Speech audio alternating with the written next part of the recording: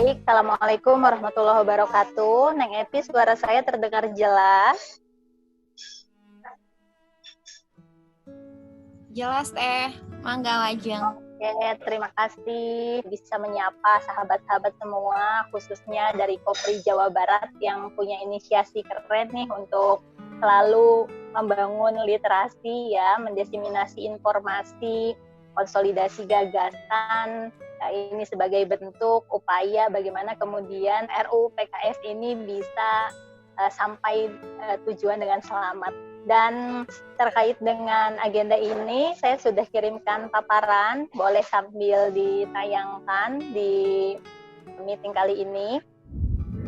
Saya menyambut baik inisiasi dari Kopri Jawa Barat. Terima kasih banyak, ini Ketua Kopri, Neng Apri, terus juga Ketua Bidang Advokasi, Neng Epi, Mamai, dan Sekretaris Kopri, Neng Reni, dan juga seluruh jajaran Kopri Jawa Barat. Tak lupa kepada sahabat-sahabat PMI di Jawa Barat, dan di sini ada partisipan yang tentunya tadi sudah disampaikan oleh moderator, berasal dari berbagai kalangan. Terima kasih juga sudah bisa bergabung di sini. Kita belajar bersama. Saya juga masih dalam posisi belajar bersama menggali sebenarnya seperti apa RUU PKS ini. Nah, beberapa hal yang mau saya sampaikan tentunya tidak hanya dari segi literasi, peraturan perundang-undangan yang sudah ada, maupun juga terkait dengan draft RUU yang sudah ditawarkan yang sampai saat ini masih dalam proses tarik ulur ya. Justru diskusi kali ini memang diinisiasi karena adanya informasi terkait dengan pencabutan RUU PKS dari Prolegnas di 2020 menjadi 2021. Ini berita yang sangat menyakitkan tentunya bagi kita semua, yang menaruhkan harapan bagaimana kemudian kepentingan korban bisa terfasilitasi oleh negara, tetapi dengan adanya political will yang maju mundur ini menunjukkan bahwa kepentingan korban masih belum menjadi prioritas di negara kita. Nah, tentunya RUU PKS ini bukan barang baru ya. Ini sudah berjalan dari tahun 2014 semenjak Komnas Perempuan sudah mulai mengidentifikasi bahwa ada 15 jenis kekerasan yang sebenarnya ada dalam fenomena kita sehari-hari. Tetapi dari 15 jenis kekerasan tersebut, tidak semua jenis kekerasan yang tentunya kekerasan tersebut berdampak baik psikis kepada korban tidak terfasilitasi untuk memperoleh kepastian dan keadilan hukum di negara kita. Nah, dari 15 jenis kekerasan tersebut ya, saya cerita selayang pandang sampai pada akhirnya tertuang di dalam draft RUU terakhir itu menjadi 9 jenis kekerasan. Sambil menayangkan ya, tadi juga terkait dengan RUU ini perjalanan panjang dari 2014, bayangkan berarti sampai hari ini sudah 6 tahun ya. Ini upaya-upaya kita bersama bagaimana kemudian jenis-jenis kekerasan yang ada di masyarakat yang itu jelas-jelas berdampak bagi korban tetapi tidak memperoleh kepastian hukum. Sampai dengan saat ini juga masih seperti itu. Semoga dengan RUU PKS ini digolkan, ini menjadi salah satu pencerahan bagi korban untuk bisa terfasilitasi hak hukumnya. Jadi sahabat-sahabat, dari 2014 sampai dengan sekarang sudah beberapa kali naik turun ya spirit sebenarnya teman-teman gerakan perempuan untuk membangun literasi, mendiseminasi informasi, membangun konsolidasi, membuat aksi, dan tentunya dari leading sektor politik, politisi yang membangun lobby-lobby bagaimana kemudian RUU PKS menjadi program legislasi nasional di negara kita. Ini bukan kerja-kerja pendek dan juga kerja-kerja singkat, tetapi ini sudah sangat perjalanan panjang sampai dengan hari ini ada di Prolegnas. Itu adalah perjalanan panjang, dan sampai dengan keluar dari Prolegnas ini juga merupakan satu proses yang kita lihat semua sebagai bentuk akumulasi dari proses panjang gerakan perempuan. Nah, sahabat-sahabat, tentunya untuk mewujudkan goal dari RUU PKS ini agar segera disahkan, kita tidak bisa hanya mengandalkan salah satu pihak saja, yang dalam hal ini adalah DPR RI, tapi kita harus bergandengan tangan karena untuk goal RUU PKS ini perlu sinergi dari berbagai pihak, tidak hanya dari level legislatif, tapi juga dari semua pihak termasuk kita bersama. Semuanya punya peran untuk bagaimana kemudian mendorong RUU PKS ini agar segera disahkan. Kan di slide saya itu sudah ditunjukkan beberapa data. Data ini memang diambil dari lembaga saya bekerja. Saya sebagai salah satu tenaga ahli di lembaga pengada layanan perempuan dan anak memberikan proses penanganan bagi korban kekerasan.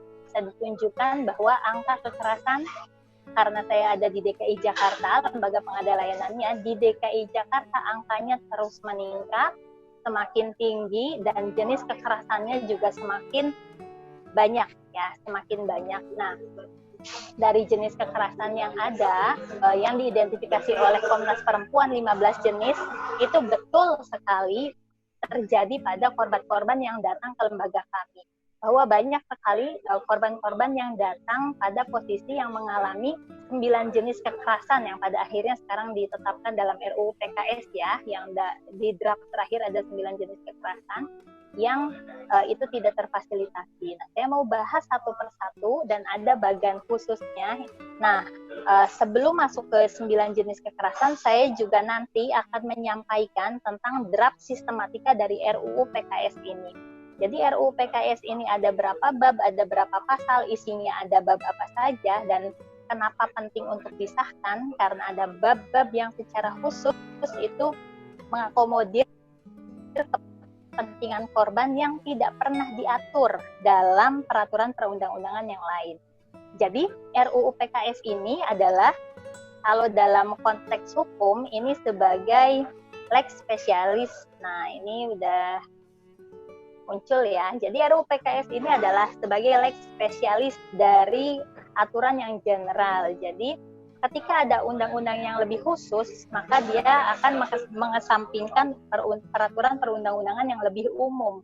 Jadi asasnya itu disebut lex specialis derogat lex generalis. Nah, peraturan perundang-undangan yang lebih khusus ini dibentuk untuk bisa mengakomodir kepentingan yang memang lebih khusus. Nah, di sini disampaikan kenapa RUU penghapusan kekerasan seksual ini. Tadi saya sudah jelaskan dengan data, dan datanya bisa ditunjukkan di next slide. Nah, yang ini saya bisa tunjukkan ya, bahwa angkanya di 2018 untuk di DKI Jakarta ini hanya yang ditangani oleh kami ya, di P2TP2 DKI Jakarta, itu 1.709 kasus. Nah, dari 1.769 kasus di tahun 2018, kita lihat yang terakhir, itu sangat variatif jenis kekerasannya, sangat juga variatif dalam proses penanganannya, dan juga sangat variatif kendala-kendala yang dihadapi oleh para pendamping maupun korban menghadapi peristiwa yang dialami. Nah, boleh next slide. Kita lihat dari 1.769 itu seperti apa. Nah, kita bisa lihat bagan yang ada di paparan teman-teman itu ada yang warna biru muda, dan ada yang warna ungu ya, yang di atas. Yang di bawah yang bagian biru muda itu adalah yang tidak lapor. Yang di atas itu presentasi yang lapor. Nah, ini dari 2007 sampai 2019 kita bisa lihat saja di beberapa tahun ini, presentasi yang biru muda itu lebih banyak dibandingkan yang warna ungu. Artinya yang tidak lapor ya, korban-korban yang tidak lapor ke kepolisian itu lebih banyak dibandingkan dengan korban-korban yang lapor. Ya kan? Nah, dari presentasi yang ditampilkan di tayangan ini menunjukkan bahwa sebenarnya korban-korban itu kebanyakan tidak lapor itu tentunya dengan berbagai alasan. Bisa karena salah satunya adalah ketidakpercayaan terhadap proses hukum yang ada, dan juga memang stigmatisasi di awal berkaitan dengan ketika masuk ke proses hukum maka sudah tidak akan ada perlindungan terhadap korban, apalagi keluarga korban, apalagi saksi, apalagi hal-hal yang sifatnya itu mengarah kepada kepentingan perlindungan korban secara komprehensif. Jadi korban sudah merasa akan direvictimisasi, akan menjadi korban dua kali karena dalam prosesnya akan ada stigma-stigma negatif yang dia akan terima, juga intimidasi dari pelaku dan sebagainya. Nah, hal-hal seperti itu juga salah satunya menjadi pertimbangan korban ketika dia akan melapor. Ini yang salah satunya menyebabkan kenapa banyak sekali korban-korban kekerasan yang tidak melaporkan. Nah, dengan adanya RUU PKS, hal tersebut akan terminimalisir. Karena di RUU PKS nanti kita akan lihat di babnya ada perlindungan secara komprehensif bagi korban, saksi, bahkan keluarga korban ketika akan melakukan pelaporan ke kepolisian. Selanjutnya yang bagian yang atas, yang warna ungu, itu menunjukkan ada angka korban yang melapor. Angkanya sangat sedikit yang melapor.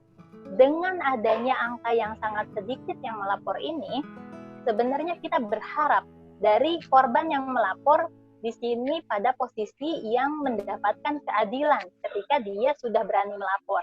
Karena kita juga harus apresiasi terhadap korban-korban yang mau speak up, yang mau menceritakan apa yang dia alami, yang dia juga mau mengingat kembali peristiwa-peristiwa yang tentunya sebenarnya sulit untuk dia mau ingat lagi ya, karena ada dampak psikis tentunya ketika dia harus mengingat kembali situasi yang sebenarnya tidak mau dia alami.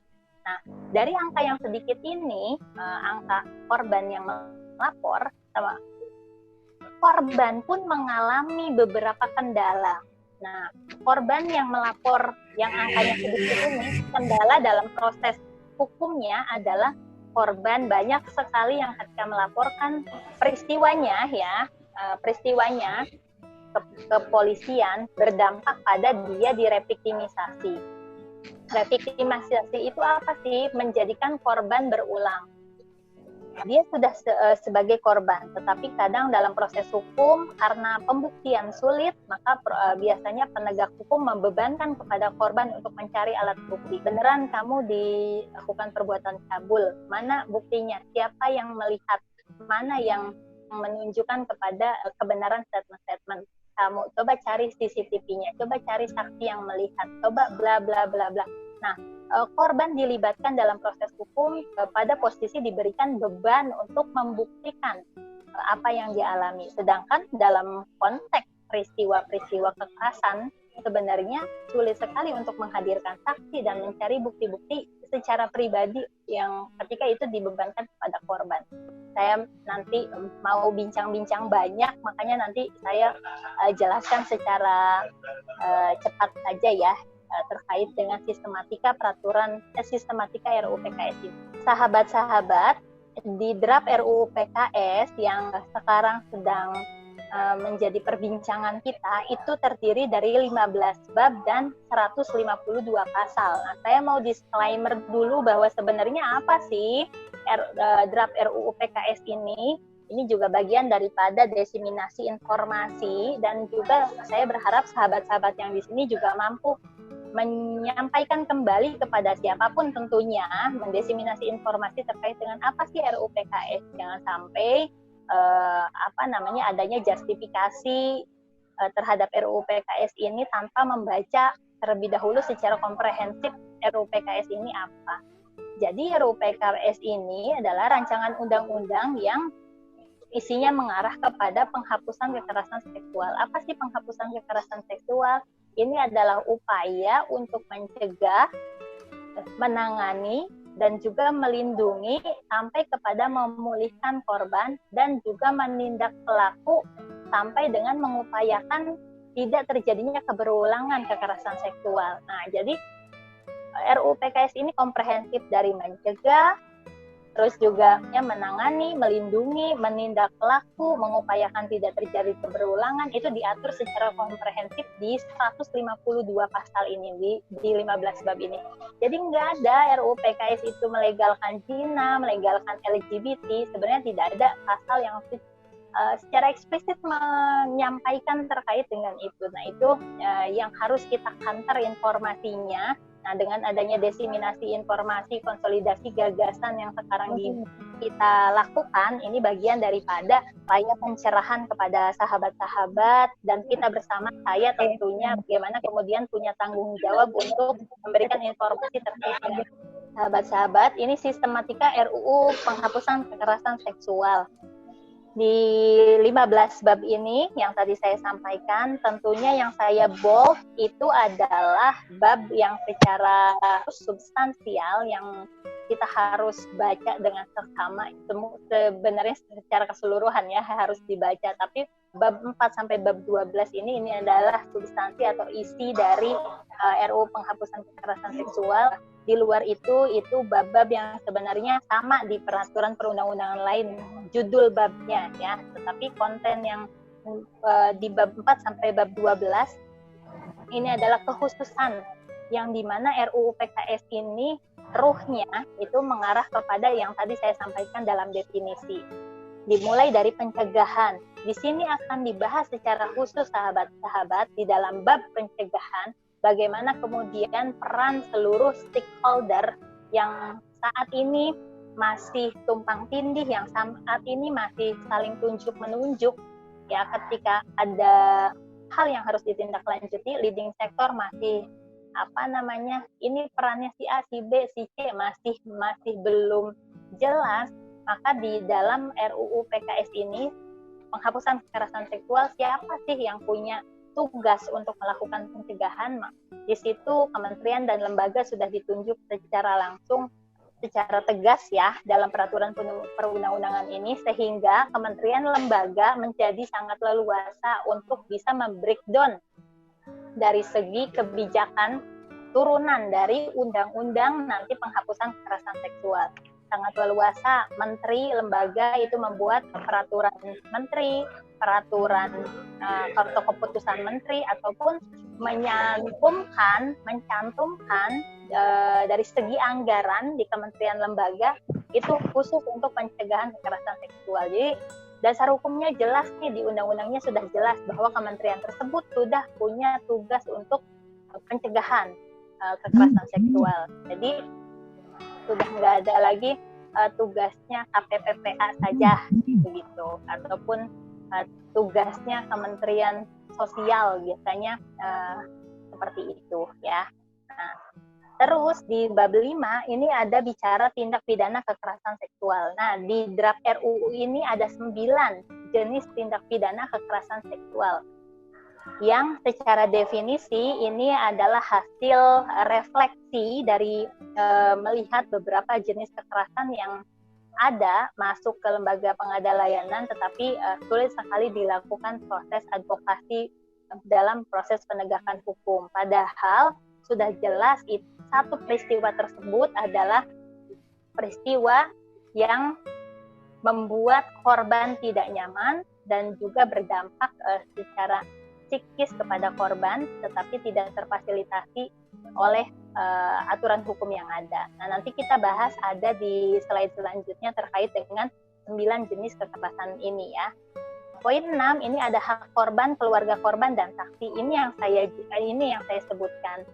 Tidak secara tegas peraturan perundang-undangan yang memberikan perlindungan terhadap korban, khususnya korban kekerasan seksual, apalagi untuk keluarga korban dan juga saksi. Jadi hak korban kekerasan seksual itu ya secara umum ya diatur di dalam hak korban itu sebenarnya hanya diatur dalam beberapa peraturan perundang-undangan yang secara khusus, contoh Undang-Undang KDRT, yaitu korbannya harus dalam lingkup rumah tangga. Begitu juga untuk hak keluarga korban, ini juga belum secara tegas di berbagai undang-undang memberikan perlindungan terhadap hak keluarga korban yang dimana korbannya tersangkut proses pidana.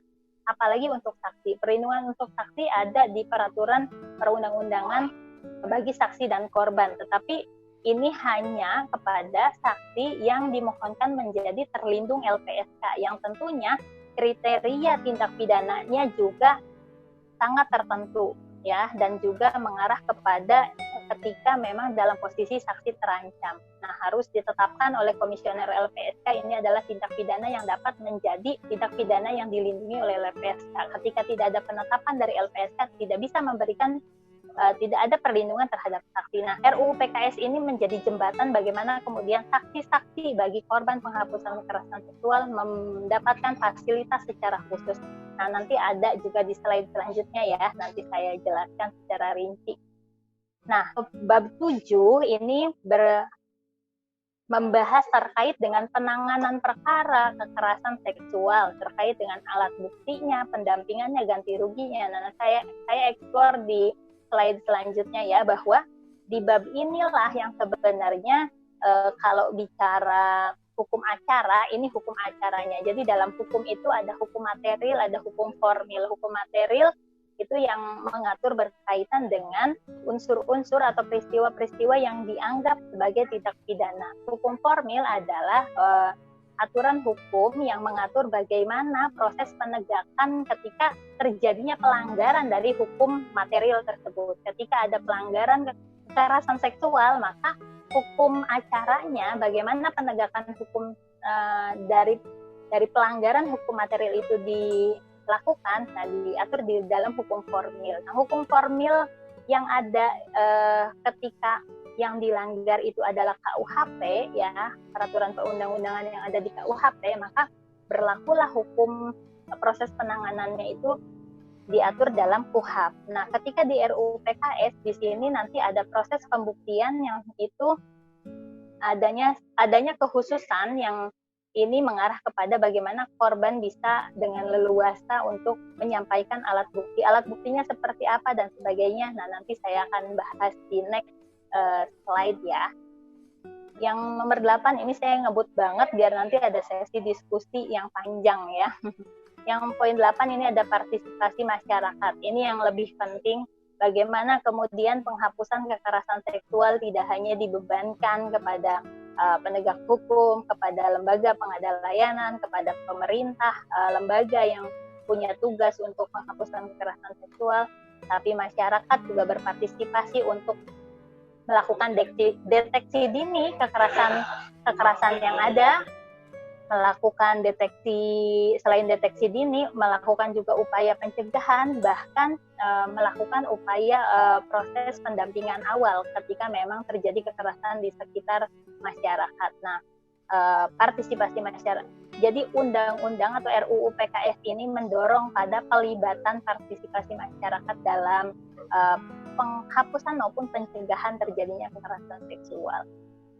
Nah, nomor 9 atau bab 9 ini pendidikan dan pelatihan. Tentunya ini bagi siapa? Bagi para penegak hukum, bagi semua pihak agar punya perspektif yang juga mengarah kepada bagaimana kemudian kepentingan korban punya derajat yang sangat tinggi ketika korban ini pada posisi mengalami kekerasan seksual. Nah, pemantauan dan penghapusan kekerasan seksual nanti juga saya explore di belakang bagaimana pemantauan penghapusan kekerasan seksual ini menjadi hal yang sangat urgen, karena apabila tidak ada yang punya fungsi pemantauan penghapusan, walaupun hari ini sudah ada ya, tetapi penguatan fungsi tersebut apalagi legitimasinya di level undang-undang ini menjadi penting, karena penguatan substansi hukum ini berdampak pada hal yang lainnya. Nah, pendanaan dan kerjasama ketentuan internasional ya, ini juga menjadi hal yang menjadi kebaruan dalam RUU penghapusan kekerasan seksual ini. Boleh next slide. Nah, di bab-bab yang lainnya yang hampir sama ya, yang sampai dengan bab 15 itu ketentuan pidana dan sebagainya. Nah, ini juga ketentuan pidana menjadi baru karena 9 jenis kekerasan ini belum semuanya ada sanksi pidananya. Belum semuanya 9 jenis kekerasan ini dianggap sebagai tindak pidana begitu, atau ada yang sudah masuk kepada kategori tindak pidana tetapi mempunyai keterbatasan. Nah, saya nanti eksplor keterbatasannya seperti apa. Dari 9 jenis ini, teman-teman bisa lihat ya, ada pelecehan seksual, eksploitasi seksual, pemaksaan kontrasepsi. Nah, tentunya berbeda-beda antara definisi satu dengan definisi lain, walaupun secara sekilas sama. Apa bedanya ya pelecehan seksual dan eksploitasi seksual, begitu. Terus, kenapa pemaksaan kontrasepsi juga menjadi kekerasan seksual ya? Pemaksaan aborsi, pemerkosaan, pemaksaan perkawinan, pemaksaan pelacuran. Nah, pemerkosaan dengan pemaksaan pelacuran apa ya bedanya? Contoh, perbudakan seksual dan penyiksaan seksual itu apa ya bedanya? Nah, teman-teman, saya sih kasih PR ya, nanti untuk bisa membaca secara rinci definisi dari 9 jenis kekerasan ini, karena sangat sulit memang hanya melihat dari 9 jenis ini tanpa membaca unsur-unsur dari 9 jenis kekerasan ini. Tentunya ini menjadi membangun literasi, diseminasi informasi dari 9 jenis kekerasan ini menjadi penting. Karena apa? Dengan kita paham 9 jenis kekerasan ini apa bedanya, ini yang menjadi semangat dorongan bagi semua pihak ketika sudah tahu, sudah paham, oh ternyata seperti ini ya RUU PKS mengatur untuk bagaimana kemudian memfasilitasi setiap peristiwa yang terjadi pada korban bisa diproses secara hukum, ada payung hukumnya. Nah, itu akan menjadi dorongan sendiri ketika kita paham 9 jenis kekerasan tadi. Tadi Bang Ferdi udah sumbang suara, terima kasih. Betul, tadi terkait dengan eksploitasi seksual. Nah, terkait dengan pelecehan seksual, saya tadi mau lengkapi ya yang Bang Ferdi tadi sampaikan. Jadi kalau pelecehan seksual itu sebenarnya adalah satu peristiwa yang dimana peristiwa tersebut terjadi kepada korban yang atau baik secara verbal maupun nonverbal, yang dimana peristiwa tersebut berdampak merendahkan kepada korban, yang itu tentunya dampaknya adalah dampak secara psikis ya. Nah, pelecehan seksual ini atau kata kuncinya itu bisa dilakukan secara verbal maupun nonverbal, fisik maupun non fisik ya, yang dimana dulu itu tidak ada fasilitas hukum terkait dengan ini. Nah, saya mau coba elaborasi melalui bagan yang ada di next slide ya, dari 9 jenis kekerasan ini. Nah, ini yang di bagan bentuk kekerasan seksual ini yang ada nomor 1 sampai nomor 9 itu adalah 9 jenis kekerasan yang diatur dalam draft RUU PKS. Ada pemerkosaan, ada pelecehan seksual, ada eksploitasi seksual, dan perbudakan, penyiksaan seksual, dan sampai dengan pemaksaan perkawinan. Jadi, sahabat-sahabat, ya, saya mau menunjukkan bahwa sebenarnya ada tidak sih payung hukum pemerkosaan di negara kita? Yang poin 1 ya, ada nggak sih payung hukum pemerkosaan di negara kita? Jawabannya ada. Nah, kolom yang tengah itu jawabannya. Aturan hukum yang ada di negara kita, salah satunya ya terkait dengan pemerkosaan, itu ada di pasal 285 KUHP. Nah, ya pasal 285 KUHP. Keterbatasannya apa? Keterbatasannya adalah kondisi persetubuhan pemerkosaan ini ya, persetubuhannya itu harus dilakukan dengan kekerasan, harus ada ancaman kekerasan, dan harus berdampak secara fisik.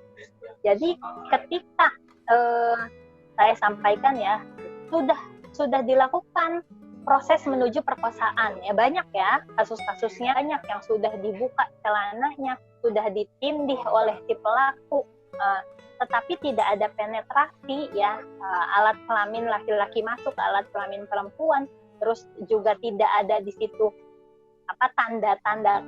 tanda-tanda lebam di area korban ya, itu pada posisi yang sangat lemah untuk bisa menggunakan pasal perkosaan. Karena penegak hukum pasti akan melihat dari visum. Oh, visumnya negatif. Nah, visumnya negatif. Tidak ada perlukaan di area vagina. Begitu. Oh, kalaupun ada memang tanda-tanda penetrasi, tanda-tanda alat kelamin laki-laki dan perempuan itu masuk, iya.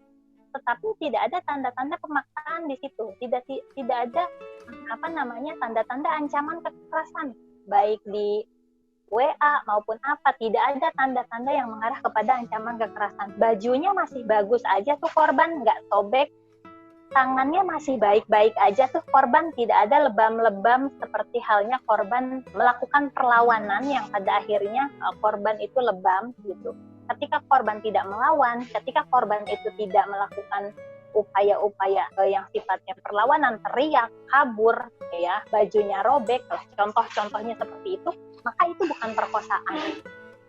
Padahal ada situasi secara psikologis ya, korban ketika dilakukan pemerkosaan, korban itu diam, statis tanpa ada perlawanan. Karena dalam psikologi itu ada yang namanya shock, saya lupa namanya nanti istilah psikologi itu, dia itu shock sampai akhirnya tidak bisa melakukan apa-apa, speechless lah kalau berkata-kata. Tetapi kalau untuk tindakan ya dia itu ya diem itu dalam posisi yang betul-betul dia tidak tahu harus melakukan apa. Dia juga dalam posisi yang sangat takut ketika melakukan tindakan-tindakan yang sifatnya perlawanan, khawatir malah sangat membahayakan terhadap dirinya. Nah, ini semua adalah situasi yang sangat mungkin dialami oleh korban, tetapi pada akhirnya karena posisi korban seperti itu, korban tidak bisa menggunakan pasal pemerkosaan karena tidak ada bukti bahwa di korban ini pada posisi yang menerima kekerasan pada saat diperkosa gitu. Jadi itu keterbatasannya untuk pasal pemerkosaan. Terus juga nomor 2 ini, kita bedah ya satu-satu nih. Nomor 2 itu terkait dengan pelecehan seksual yang tadi kita sempat tanyakan nih ke Bang Ferdi ya. Pelecehan seksual ini diatur memang di KUHP kita ya. Ini kalau kita bicara betul-betul untuk yang sasarannya di luar anak-anak ya, yang 18 tahun ke atas. Kalau itu masuk ke anak-anak, itu fasilitas hukumnya ada di Undang-Undang Perlindungan Anak. Tetapi yang memang sangat sulit ada fasilitas hukumnya itu adalah untuk yang orang dewasa, yang 18 tahun ke atas. Ketika memang dia mengalami pelecehan seksual, maka dia sangat memungkinkan untuk menggunakan pasal di KUHP 281, 289, 290, 294. Nah, tetapi keterbatasannya adalah bentuk pelecehan seksual yang diatur dalam pasal-pasal ini itu harus dilakukan dengan kontak fisik, dan harus untuk pasal 281 itu harus dilakukan di muka umum. Jadi kalau nggak bersentuhan fisik ya, dan dilakukannya itu di tempat yang private, itu tidak bisa pakai pasal-pasal KUH pidana. Jadi banyak sekali sebenarnya korban-korban pelecehan seksual yang tidak bisa melaporkan karena ya dia tidak kontak fisik ketika dilecehkan, dan juga dia dilecehkannya tidak di muka umum, jadi tidak bisa memproses secara hukum. Contoh, banyak peristiwa yang sekarang ini, contohnya seseorang menghampirinya di tempat yang sepi ya, tidak di muka umum, membuka terus seorang pria membuka celananya, menunjukkan alat kelaminnya kepada seorang perempuan, terus sambil ketawa-ketawa, sambil mukanya menunjukkan muka-muka yang mengajak untuk muka-muka yang bergairah seksual lah, kurang lebih gitu. Nah, ini sangat melecehkan bagi perempuan, dan banyak sekali korban-korban yang dalam posisi seperti itu datang ke lembaga pengaduan. Saya kemarin didatangi oleh seorang pria, datang menggunakan motor, saya sedang menunggu angkot, memang tempatnya itu sepi dan sebagainya. Bagaimana saya melihat plat nomor motornya ini dia catat. Dia berharap pelakunya itu bisa ditangkap dan dijerat secara hukum, tetapi sayangnya tidak punya fasilitas hukum karena bentuk pelecehan seksualnya itu ya tidak dengan kontak fisik, ya alat kelaminnya ya tidak disentuhkan, hanya ya berjarak, tidak ada sentuhan. Nah, tadi yang saya bilang non fisik itu, dan dilakukannya tidak di tempat umum, artinya tidak ada orang di situ. yang tidak ada yang melihat peristiwa tersebut. Sulit, itu kesulitannya. Pada akhirnya banyak sekali yang memendam rasa dampak psikis dari situasi yang sebenarnya sangat melecehkan dirinya. Ya termasuk banyak ya, saya jadi lupa nih untuk mencontohkan ya, payudaranya besar sekali, Neng itu pantatnya geolnya bla bla bla, ketika memang ada perempuan lewat dengan busana yang menurut pelaku pantas untuk dilakukan statement-statement negatif lah. Saya susah membahasakan, tetapi kurang lebih itu bahasa-bahasa yang sebenarnya masuk kepada kategori pelecehan seksual karena berdampak secara psikis. Nah, ini tidak bisa dilaporkan ke proses hukum karena tidak ada aturan hukum yang bisa memfasilitasi itu karena adanya keterbatasan yang tadi saya sampaikan. Nah, itu untuk pelecehan seksual. Sangat bisa dielaborasi dengan berbagai bentuk contoh yang lain ya. Nanti bisa kita diskusi bersama ke depan. Nomor 3, eksploitasi seksual. Eksploitasi seksual ini ada tidak sih aturannya hukum yang diatur di negara kita? Ada yang diatur dalam pasal 286 KUHP. Nah, di aturan hukum di 286 KUHP ini keterbatasannya di sini harus dalam keadaan pingsan dan tidak berdaya. Jadi bisa pakai pasal ini, seorang perempuan dieksploitasi secara seksual, ya harus dalam keadaan korbannya tidak berdaya, pingsan, terus juga diobat sehingga mabuk, terus bisa disetubuhi, dieksploitasi secara seksual, tidak berdaya. Nah, ketika tidak dalam keadaan seperti itu, tidak bisa pakai pasal ini. Kan juga banyak kejadian-kejadian yang tidak dalam posisi ketidakberdayaan korbannya ini pada posisi yang tidak secara fisik dia pingsan ataupun hal-hal yang lainnya. Ada keadaan-keadaan tidak berdaya yang sebenarnya contoh hari ini disabilitas, ya, yang sebenarnya pada posisi kita harus melihat dari sudut pandang yang lain. Nah, itu contoh eksploitasi seksual. Ada lagi memang aturan hukum yang ada nih, yang di bawah pasal 286 saya tulis. Di situ ada Undang-Undang Nomor 21 Tahun 2007 tentang tindak pidana perdagangan orang. Nah, ada pasal yang bisa dijerat kepada pelaku yang melakukan eksploitasi seksual. Tetapi harus masuk unsurnya, unsur perdagangan. Ada tujuan trafficking di situ, ada tujuan perdagangan. Ketika eksploitasi seksual itu tidak mengarah kepada unsur didagangkan, maka juga tidak ada fasilitas hukumnya gitu. Eksploitasi seksual yang contoh, seorang paman kepada keponakannya tuh pengen kuliah, pamannya membiayai sampai pada akhirnya si keponakannya itu, kasus yang saya juga tangani ya, sangat bergantung secara ekonomi karena dia harus kuliahnya. Pamannya pada akhirnya memberikan uang kuliah kepada keponakannya ini, sampai di pertengahan perjalanan dia dilakukan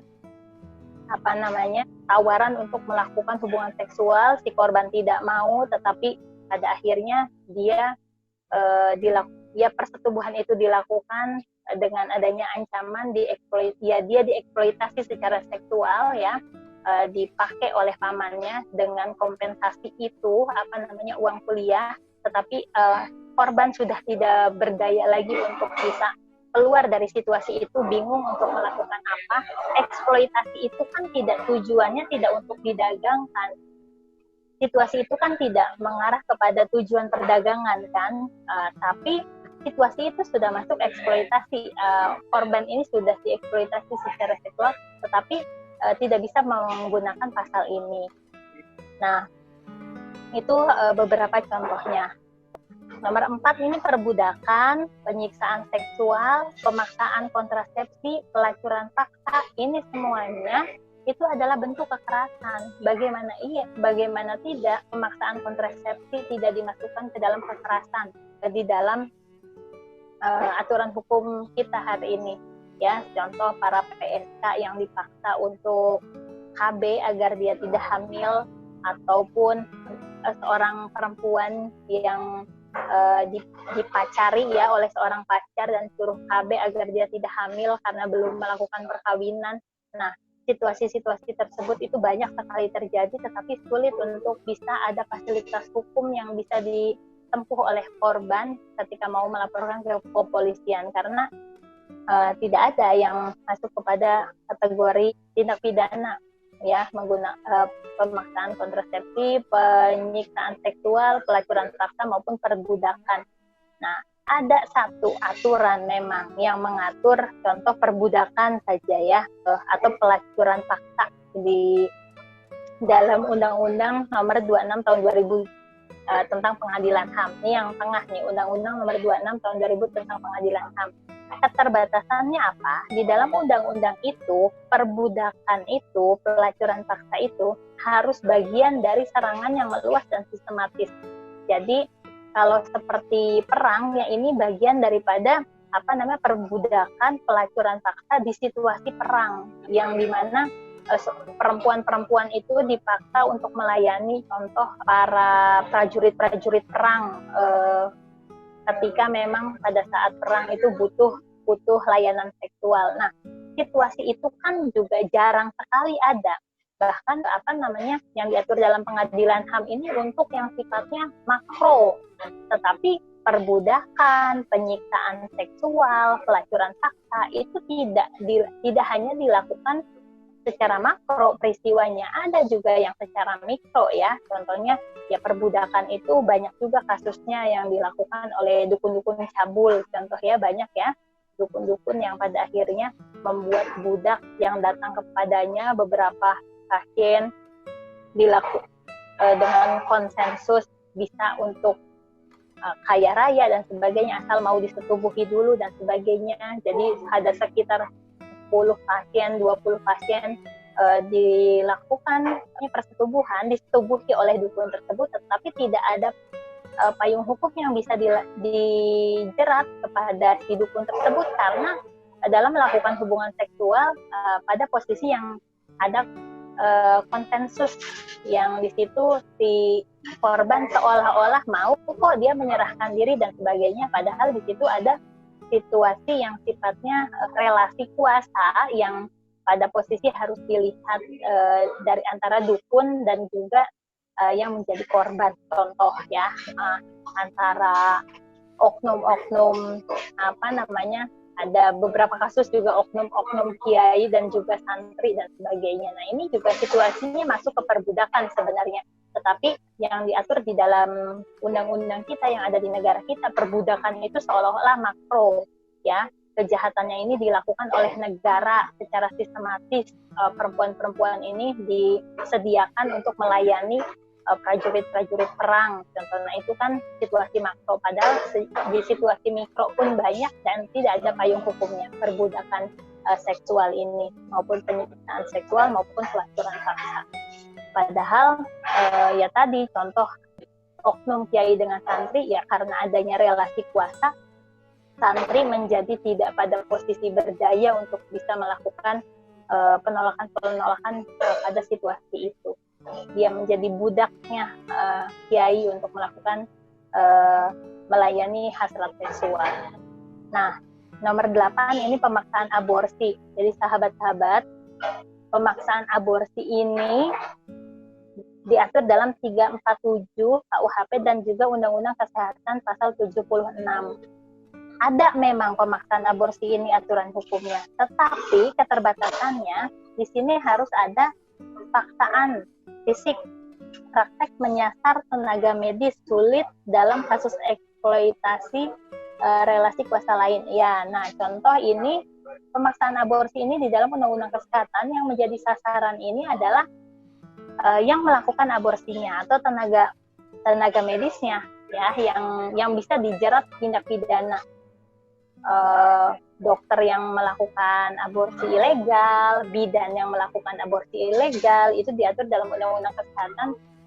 Pasti tenaga medis yang seperti itu ada jeratan hukumnya, tetapi tidak menjerat contoh laki-laki yang menyarankan kepada pacarnya ya untuk mengaborsi itu tidak kena jeratan tindak pidana. Jadi kalau banyak sekali kasus-kasus muda-mudi pacaran, ya, hamil di luar nikah, ya, ada kehamilan yang tidak diinginkan, maka si perempuannya ketika hamil dia ingin melanjutkan kehamilannya, dia ingin mengurus anaknya, tetapi laki-laki karena banyak yang dipikirkan, dia pada posisi tidak mau lah, ada belum siap lah dan sebagainya lah, dia memaksa pacarnya untuk menggugurkan kandungannya. Nah, upaya itu masih belum bisa dijerat secara hukum ketika memang pada posisi belum ada peraturan secara khusus ya yang mengatur terkait dengan itu, kecuali memang dapat dibuktikan keturut sertaannya. Tetapi pasal turut serta itu pada posisi tidak berdiri sendiri lah, tidak menjerat secara khusus si laki-laki itu, si pacar itu, yang bahkan dia yang menjadi otak sebenarnya ya, otak di balik adanya aborsi. Bukannya tenaga medis yang melakukan aborsi, sebenarnya dia hanya pelaku terakhir, tetapi otak di balik terjadinya aborsi itu adalah banyak sebenarnya kaum laki-laki yang tidak menginginkan pacarnya itu melakukan adanya kehamilan di luar nikah. Nah, yang terakhir adalah pemaksaan perkawinan. Nah, pemaksaan perkawinan ini nggak ada loh. Tuh, di sini saya tulis aturan hukumnya itu tidak ada di kolom aturan hukum. Ya, tidak diatur tentang pemaksaan perkawinan. Jadi ya, padahal tentunya pemaksaan perkawinan ini adalah salah satu bentuk kekerasan seksual bagi perempuan-perempuan yang pada posisi yang tidak mau melakukan perkawinan tanpa ada kehendak darinya. Nah, ketika ada pemaksaan perkawinan, sulit sekali ada penjeratan terhadap situasi itu. Dengan adanya RUU PKS ini, ya, pemaksaan perkawinan menjadi salah satu jenis kekerasan seksual, dan pihak-pihak yang mengarahkan kepada proses pemaksaan perkawinan ini akan masuk kepada salah satu jenis tindak pidana yang dapat diproses. Kurang lebih itu. Next slide-nya. Nah, pentingnya pengaturan khusus tentang hak korban, keluarga korban, dan saksi. Ini tadi saya sudah jelaskan sebenarnya ya secara singkat, bahwa di RUU PKS ini akan diatur loh secara khusus. Hak korban kekerasan seksual ini belum ada yang pernah mengatur, kecuali ketika korbannya ini adalah anak atau korbannya ini adalah dalam relasi rumah tangga, ya. Itu sudah ada payung hukumnya di Undang-Undang KDRT, di Undang-Undang Perlindungan Anak, atau ketika korbannya ini adalah korban perdagangan orang, itu diatur dalam Undang-Undang TPPO. Tetapi ketika yang menjadi korbannya adalah perempuan dewasa yang tidak masuk kategori yang tadi saya sampaikan, tidak ada satupun hak secara khusus bagi korban kekerasan seksual, apalagi untuk keluarga korban, apalagi untuk saksi. Nah, perlindungannya itu apa saja ya dalam proses penanganan. Dalam proses penanganan, korban kekerasan seksual akan mendapatkan integrasi layanan, dari mulai layanan pengaduan, layanan pendampingan korban, layanan kesehatan, layanan rumah aman, layanan pemulihan, ya. Nah, itu semuanya terintegrasi penanganannya. Nah, terus juga ada perlindungan dari reviktimisasi dan kriminalisasi. Nih, yang tadi saya jelaskan bahwa korban itu sangat rentan sekali menjadi korban berulang, ataupun bahkan beralih tadinya korban ditetapkan menjadi pelaku, seperti yang tadi saya sempat dijelaskan di awal ya tentang reviktimisasi dan kriminalisasi ini, korban berulang dan juga beralih menjadi pelaku. Contohnya sudah saya jelaskan tadi di awal ya, biar gak berulang. Yang ketiga ini pemulihan korban. Jadi di RUU PKS ini ada kewajiban loh bagi negara untuk bagaimana kemudian ada skema khusus untuk pemulihan korban kekerasan. Sebelum, selama, bahkan sampai dengan sesudah. Nah, ini akan menjadi PR besar bagi lembaga pengada layanan, khususnya negara yang dituntut secara konvensi internasional untuk bagaimana kemudian dalam rangka pemenuhan hak korban. Nah, ini akan secara khusus dipikirkan ketika diatur dalam RUU ini. Nah, yang selanjutnya adalah hak keluarga korban yang terdampak. Nah, di sini biasanya ada karena korban ini contoh tulang punggung keluarga, dia menjadi korban kekerasan seksual yang pada akhirnya tidak bisa menjadi tulang punggung keluarga lagi, maka keluarga korban yang terdampak ya anaknya korban, ibunya korban, tanggungannya korban, ataupun memang keluarga korban yang terdampak ini bisa mendapatkan hak dari pemerintah untuk adanya layanan tindak lanjut. Haknya itu memang bervariasi, dari mulai hak atas informasi sampai kepada hak untuk pemberdayaan ekonomi ya, ketika memang pada posisi keluarga korban terdampak secara ekonomi karena adanya peristiwa yang dialami oleh korban. Begitu juga hak saksi. Tentunya hak perlindungan terhadap saksi ini juga menjadi yang salah satunya diatur dalam RUU ini. Oke, next slide. Nah, ini pentingnya pengaturan khusus alat bukti. Ini yang tadi saya jelaskan bahwa hukum acara pidana yang mengatur berkaitan dengan proses penegakan hukum material di negara kita itu masih pada posisi yang sangat konvensional ya. Nah, kita berharap dengan adanya RUU PKS ini ada terobosan berkaitan dengan pembuktian dalam proses hukum, terutama bagi korban kekerasan seksual. Kita bayangkan lah ya bahwa situasi kekerasan seksual ini jarang sekali dilakukan di tempat-tempat yang sifatnya publik ya, tempat-tempat yang sifatnya umum, sehingga sangat sulit sekali untuk bagaimana kemudian menemukan saksi-saksi ataupun alat bukti yang itu bisa diperoleh seperti halnya jenis tindak pidana lain, pembegalan, pencurian, ataupun pengeroyokan. Nah, itu kan sangat memungkinkan tuh banyak yang melihat, banyak yang menyaksikan, atau juga dilakukan di tempat umum sehingga juga ada CCTV yang merekam, dan sebagainya. Nah, kekhasan dari kekerasan seksual ini adalah berkaitan dengan alat bukti, ini cenderung sangat krisis alat bukti. Maka dari itu, di dalam alat bukti yang diatur dalam RUU PKS ini, sebenarnya RUU PKS ini mengatur juga alat bukti ya, secara khusus bahwa alat buktinya itu mengakomodir surat keterangan psikolog atau psikiater yang di sini membuktikan dampak psikis dari korban. Ketika memang contoh peristiwanya tidak dapat dibuktikan secara umum, atau alat bukti kan minimal 2 ya, tetapi dampak psikis yang dikeluarkan oleh psikolog maupun psikiater itu bisa menjadi salah satu alat bukti. Rekaman dalam proses penyidikan. Nah, ini rekaman dalam proses penyidikan juga harus menjadi alat bukti karena kekhasannya untuk korban-korban kekerasan seksual biasanya memungkinkan untuk bisa dilakukan penyidikan, diungkap, digali kejadiannya seperti apa dalam proses penyidikan di kepolisian. Tetapi ketika dipanggil di pengadilan atau di kejaksaan atau di proses hukum selanjutnya, korban cenderung sudah tidak bisa lagi menyampaikan karena dampak psikis yang dialaminya tentunya. Nah, maka rekaman dalam proses penyidikan ini dapat diputar ulang di pengadilan. Ini menjadi sangat membantu bagi proses penegakan hukum bagi korban, sehingga tidak perlu lagi korban itu berulang kali menyampaikan peristiwa yang dia alami, yang tentunya peristiwa tersebut sangat menyakitkan bagi korban. Harus disampaikan berulang-ulang dari mulai di kepolisian, di kejaksaan, di pengadilan, berulang kali menceritakan situasi yang sebenarnya dia tidak kehendaki alami pada dirinya. Nah, menjadi penting adanya kekhususan alat bukti ini.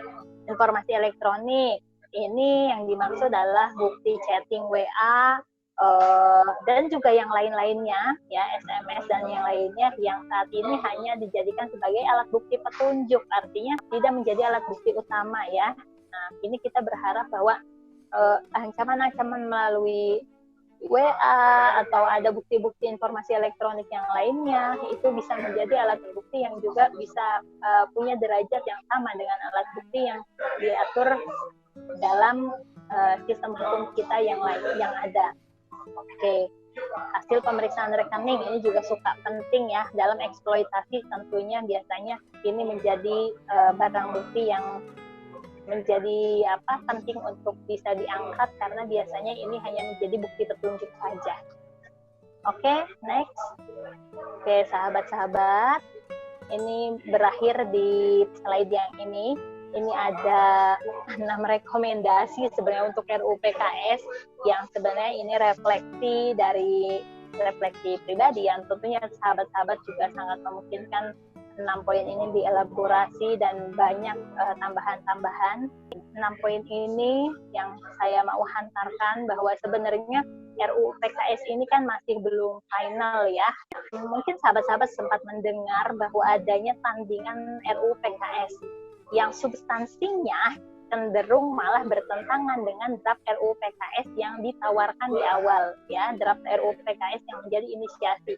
Ada memang draft RUU PKS tandingan namanya, tetapi tidak mengakomodir hal-hal yang sebenarnya itu menjadi penting untuk penghapusan kekerasan seksual. Nah, ini saya sampaikan rekomendasi yang seharusnya ada, yang harus tetap dipertahankan ketika pembahasan RUU PKS ini berjalan. Jangan sampai hilang, jangan sampai keselip, jangan sampai kita upayakan jangan sampai di-delete. Nah, poin-poin ini harus tetap kita perjuangkan untuk ada sampai dengan berakhirnya pembahasan RUU PKS menjadi undang-undang PKS, penghapusan kekerasan seksual.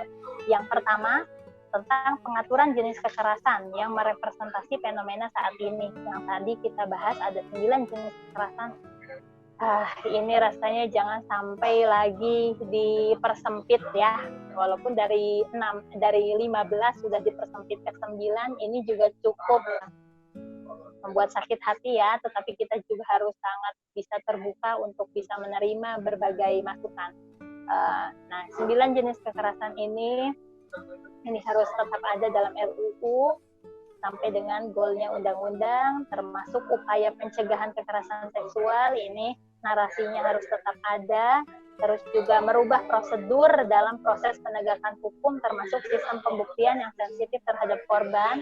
Yang tadi saya jelaskan, alat buktinya ini harus mengarah kepada memudahkan korban untuk bisa memperoleh keadilannya sebagai korban. Nah, ini perspektifnya harus ke sana. Yang keempat itu penanganan hukum terpadu dan terintegrasi dengan semua layanan. Yang ini juga harus ada di dalam undang-undang yang tadi ada di beberapa bab ya, tentang integrasi layanan dan hak pemenuhan hak korban.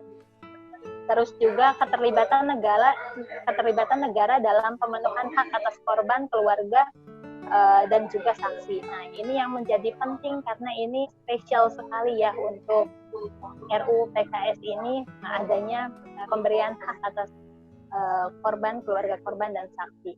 Yang terakhir, masyarakat terlibat aktif membantu korban dan mencegah kekerasan seksual. Di sini bagaimana mendorong kesadaran masyarakat untuk sama-sama merasa sadar bahwa pencegahan dan juga penanganan kekerasan seksual bukan hanya peran dari salah satu leading sektor saja, tetapi masyarakat juga punya peran bahkan dalam sisi untuk mencegah terjadinya kekerasan. Seperti apa perannya dan sebagainya. Nah, itu yang akan menjadi perbincangan dan juga perjuangan kita ke depan untuk membreakdown keseluruhan konsep besar ini yang orientasinya adalah pemenuhan hak korban dan penghapusan kekerasan terhadap peristiwa seksual saat ini. Mungkin itu yang bisa saya hantarkan dalam diskusi malam ini.